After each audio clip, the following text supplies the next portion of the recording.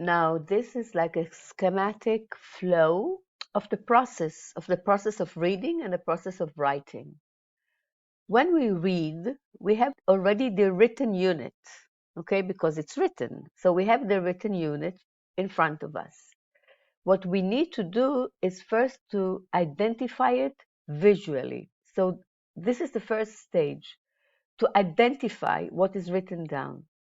And then comes the next stage where we need to convert from what we see to the sound of it. So when we see the letter T, we know it makes the sound of T.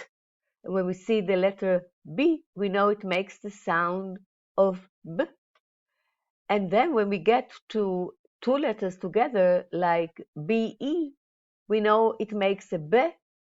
And then when we have another letter like G, we know together it makes beg. But this is the conversion from what we see to the sound. And then the next step would be to attach the meaning to the sound.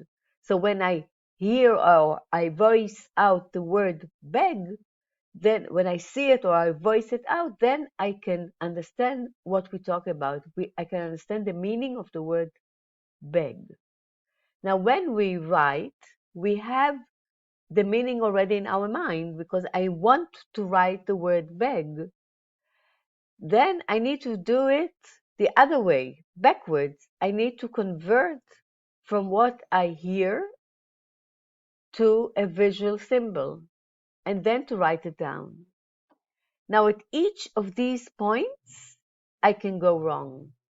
If I have dyslexia, I can go wrong when I convert from the visual identification to the sound, or the other way, from the sound to the visual identification. And I can also misidentify the visual grapheme. I can confuse the letter N with the letter H, or I can get confused with the B and the D.